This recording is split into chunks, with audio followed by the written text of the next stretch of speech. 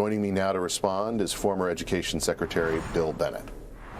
Bill, thank you so much for taking the time to join me this evening. I am concerned about the direction that we're going. We've heard the trope of two Americas over and over again from politicians, but nothing like this past year and the experience under this divided rule has made us reach this point like anything before in my lifetime. How do we get back to not being a house divided? Well, we're getting back. By the way, nice pedigree.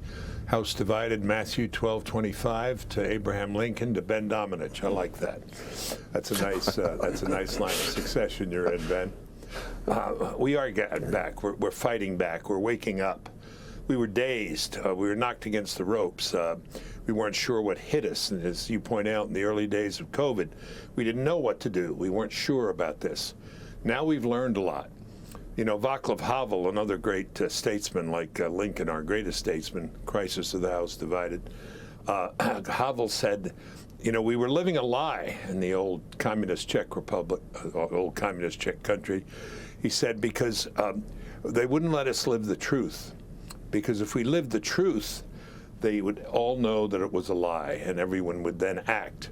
And so it was important to suppress the truth, Havel writes. And so we've seen the effort, Ben, to suppress the truth through some of these high-tech operations and elsewhere.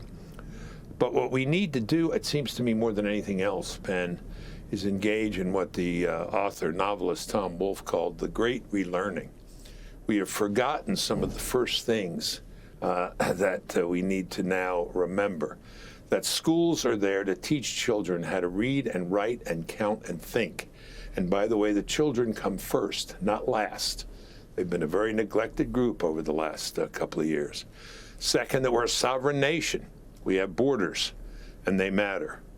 Third, that with the protection the government offers to every citizen, safety is the first object of government, Federalist Papers say, comes freedom, and freedom for those individuals. The American people are now waking up.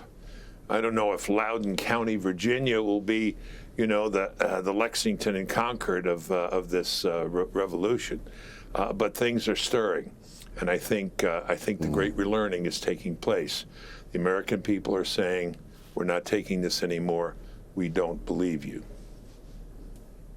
I would like to ask you, as a former education secretary, what you would say right now to those families, frustrated, tired, who have learned in the last several weeks that many of the school systems that they were depending on being open, sending their kids back to in-person learning, are even now entertaining the prospect of being closed for God knows how long. You saw, I'm sure, the vote among the Chicago Teachers Union. Sure. You know, sure. in terms of Virginia's Arlington schools, similar things are happening across the country. What would you say to those parents about what they ought to do in such a situation?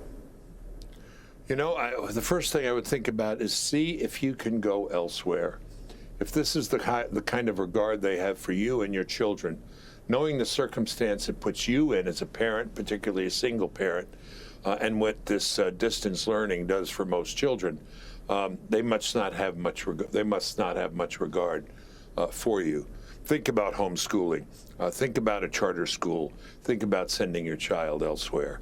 Again, we have seen the lie, and the lie is that we care more about your children than anyone else. No, they don't. If they did, they would be there, and they would be there, in person. The one more thing I want to say is, it's a great essay by Hannah Arendt in which she talks about a lot of things. One of them is surrender. There's a certain kind of surrender, Ben, we are not allowed to practice in front of the young. We cannot surrender ourselves, we cannot surrender our liberty, our freedom, and we cannot surrender them. Find the best education you can for your child that you can provide.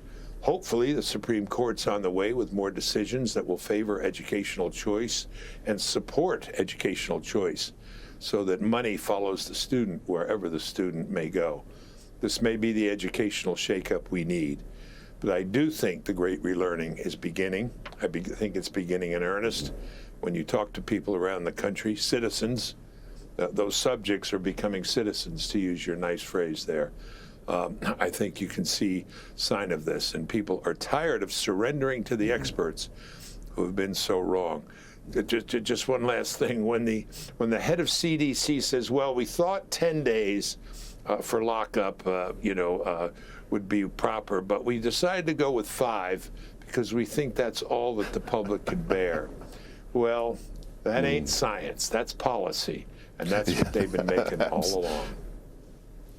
Absolutely. Thank you, Bill Bennett, for joining me this evening. Hey, Sean Hannity here. Hey, click here to subscribe to Fox News YouTube page and catch our hottest interviews and most compelling analysis. You will not get it anywhere else.